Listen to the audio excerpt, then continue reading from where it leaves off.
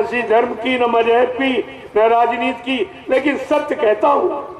सत्य कोई यानी आलोचना नहीं होती। अगर सत्य नहीं कहा जाएगा तो सारी व्यवस्था बिगड़ गई। तभी तो सत्य कहने के लिए, न्याय लाने के लिए, न्याय मिले इसके लिए स्कूल कॉलेज खोले गए, थाने कचहरी कोर्ट बनाए गए, न्यायालय। लेकिन सबने सत्य कहना छोड़ दिया, सत्य न्याय करना छोड़ दिया, सत्य की आवाज उठाना लगाना सब छोड़ दिया, बंद कर दिया। व्यवस्था बिगड़ने का कारण ये है।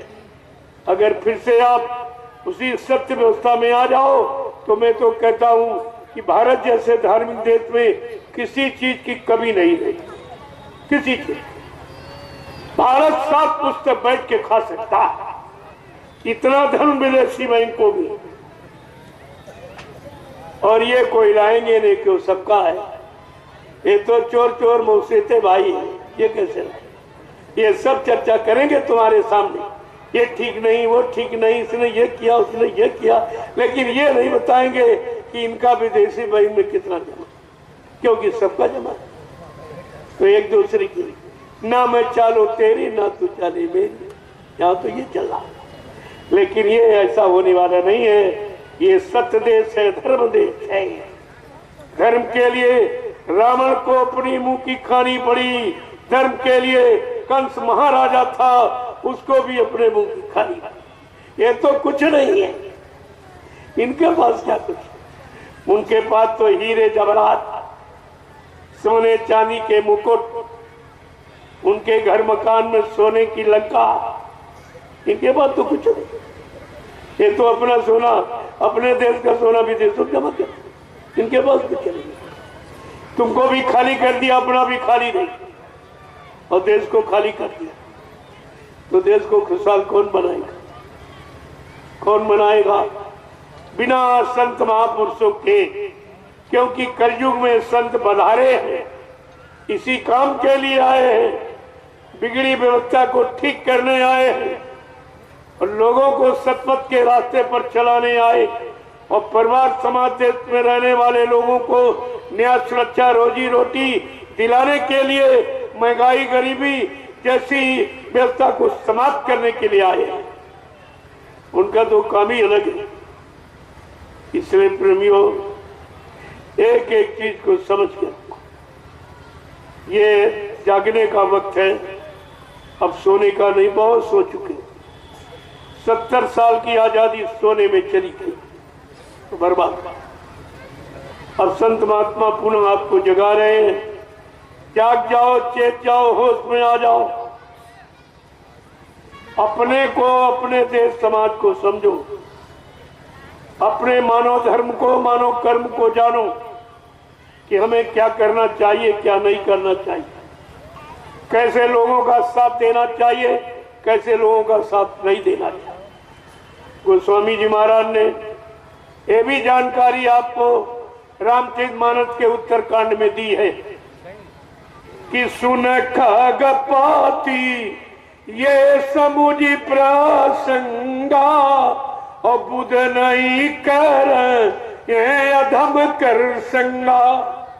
का बुद्धिमान पुरुष कभी अधर्मियों का साथ नहीं करते, झूठ बोलने वाले, वादा खिलाफी करने वाले, दगेबाजी करने वाले के साथ कभी नहीं जाते।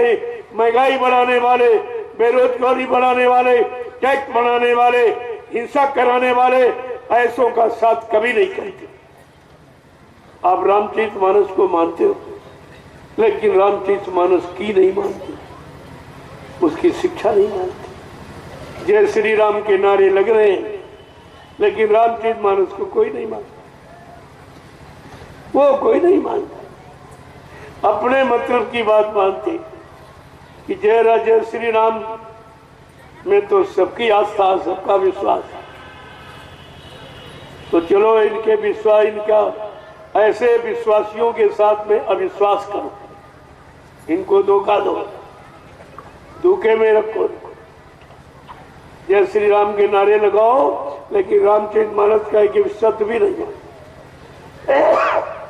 अरे उसमें तो सच्ची राजनीति, जो भगवान राम ने की थी इसी भारत भूमि पर। राम को मानते, राम की राजनीति भी तो मानो, तब तो मानता आपकी मानी जाएगी।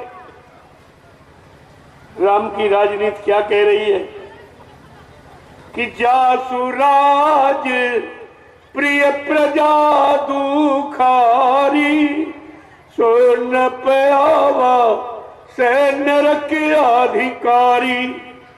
रामचरितमानस क्या कह रही है? जिसके राज में प्रजा दुखी है वो राजा नरक में जाएगा। क्या इन लोगों ने ये नहीं पढ़ा? श्री राम के नारे लगाए, श्री राम की मूर्ति खड़ी कर रहे हैं। रामचरितमानस को खड़ा करो, रामचरितमानस को मानस के मानव के मानस हृदय में इसको रखो तो ये मानव समाज खुशहाल हो जाएगा। ये मूर्ति खड़े करने से खुशहाल नहीं होगा, क्योंकि मूर्ति कोई काम नहीं करेगी, मूर्ति कोई धर्मोपदेश नहीं देगी, मूर्ति कोई चलेगी नहीं, फिरेगी नहीं, आपको अच्छे सच्चे का ज्ञान कराएगी नहीं। ये इसमें सबको बदन क्यों बर्बाद कर? इससे क्या होने वाला है? तुम्हें वोट ही लेना है तो भारत की जनता का काम करो, ये वोट तो दे ही दे। वोट कहाँ लेके जाएगी? अगर इसका काम कर दो तो वोट तुम्हारे पीछे लिए लिए घूमेगी। ये अरबों खरबों का धन ये गाड़ कर क्यों खराब करते? इससे क्या होने वाला? कुछ। इतने मंदिर बने हैं, इतनी मूर्तियां लगी हैं, तब तो कोई काम हुआ नहीं। और एक खड़ी कर दो लंबी चौड़ी तो क्या वो काम करेगी? ये सब गुमराह करने वाला, ये वोट मांगने की, नोट मारने की नहीं।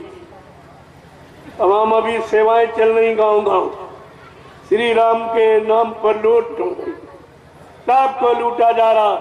अरे तुम भगवान को बदनाम कर रहे हो, तुमको कैसी सजा मिलेगी इसका ध्यान तुमने नहीं किया है।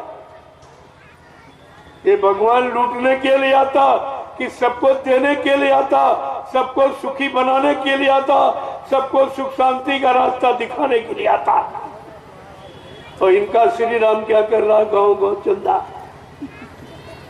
गांव गांव चंदा, राष्ट्रीय संपत्ति का दुरुपयोग जो भारत की जनता से लिया गया टैक्स, महंगाई तरह तरह से और वसूला गया और कोर्ट में जमा किया, आज वो सब इसी में खर्च किया जाए। और राष्ट्रीय संपत्ति का दुरुपयोग, कितनी ट्रेनें मुफ्त चलेंगी उनका खर्चा कौन देगा? कितनी बसें मुफ्त हो जाएंगी, चलेंगी, और लोग चल नहीं पाएंगे, जो वहां जाए वो बैठ के चले, बाकी अरे घर में चुपचाप बंद रहे। तुम कैसे चलोगे? और ये खर्चा सब पर लगाया जाएगा, चाहे उन बसों पर बैठो, ट्रेनों पर बैठो, चाहे न बैठो, खर्चा तुमसे भी लिया जाएगा, क्योंकि महंगाई सब पर लगी, टैक्स सबसे वसूले जाएंगे। 24 का चुनाव होने के बाद एकदम टैक्सों की और मतलब यानी भरमार हो जाए, बरसात एकदम, तब तुम्हारी कमर टूट जाएगी, तुम ये दे नहीं पाओगे।